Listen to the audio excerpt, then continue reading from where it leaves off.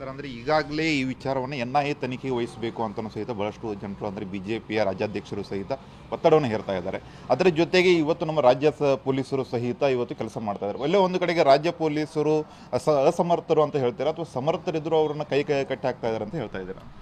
ಈಗ NIAಗೆ ಒಪ್ಪಿಸಬೇಕು ಯಾಕೆ ಅಂತಂದರೆ ಎರಡು ಕಾರಣ. ಒಂದು, ಆಡಳಿತದ ಮೇಲೆ ವಿಶ್ವಾಸ ಇಲ್ಲ. ಇವತ್ತು ಕಾಂಗ್ರೆಸ್ಸಿನವ್ರ ಮೇಲೆ ವಿಶ್ವಾಸ ಇಲ್ಲ. ಅವರು ದಾರಿ ತಪ್ಪಿಸ್ತಾ ಇದ್ದಾರೆ, ಬಚಾವ್ ಮಾಡ್ತಾ ಇದ್ದಾರೆ ಅಂತನ್ನುವಂಥದ್ದು ಒಂದು. ಇನ್ನು ಎರಡನೇದು, ನಮ್ಮ ಕರ್ನಾಟಕದ ಪೊಲೀಸ್ ಇಲಾಖೆಯವರು ಸಮರ್ಥವಾಗಿದ್ದರೂ ಕೂಡ ಇದು ಅಂತಾರಾಜ್ಯಗಳ ಇದೆ. ಇದರ ಲಿಂಕ್ ಇವತ್ತು ಕೊಯಮತ್ತೂರಿಗೆ ಲಿಂಕ್ ಸಿಗ್ತಾ ಇದೆ, ಹೈದರಾಬಾದ್ ಲಿಂಕ್ ಸಿಗ್ತಾ ಇದೆ. ಹೀಗಾಗಿ ಅಂತಾರಾಜ್ಯ ಇರೋದ್ರಿಂದ ಇವತ್ತು ಕರ್ನಾಟಕದ ಪೊಲೀಸರು ಮಾತ್ರ ಅದನ್ನು ತನಿಖೆ ಮಾಡೋಕ್ಕೆ ಸಾಧ್ಯ ಆಗೋದಿಲ್ಲ. NIA ಇದಕ್ಕೆ ಕೊಡಬೇಕು ಅಂತನ್ನುವಂಥದ್ದು ನಾನು ಹೇಳ್ತೀನಿ.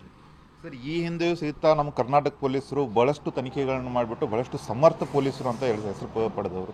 ಬಟ್ ಈ ವಿಚಾರದಲ್ಲಿ ನೋಡೋದಾದರೆ ನಿಮಗೇನು ಅನಿಸುತ್ತೆ? ರಾಜ್ಯ ಸರ್ಕಾರ ಎಲ್ಲೋ ಒಂದು ಕಡೆಗೆ ರಾಜ್ಯ ಪೊಲೀಸರನ್ನು ಕೈ ಕಟ್ಟಿ ಹಾಕ್ತಾ ಇದೆ ಅಂತ ಏನಾದರೂ ಅನಿಸುತ್ತೆ ನಿಮಗೇನು? 100ಕ್ಕೆ 100 ಕಾಂಗ್ರೆಸ್ ಸರ್ಕಾರ ತನಿಖೆ ಮಾಡುವಂಥವರನ್ನು ಬಾಯಿ ಮುಚ್ಚಿಸುವಂಥ, ಕೈ ಕಟ್ಟುವಂಥ ಕೆಲಸವನ್ನು ಮಾಡ್ತಾ ಇದೆ, ಮಾಡಿದೆ.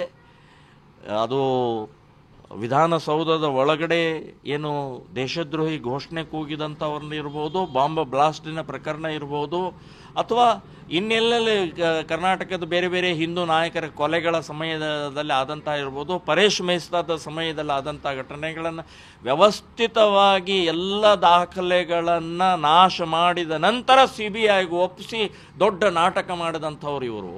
ಸೊ ಇದೆಲ್ಲವೂ ಕೂಡ ನಡೀತಾ ಇದೆ, ನಡಿಬಾರ್ದು.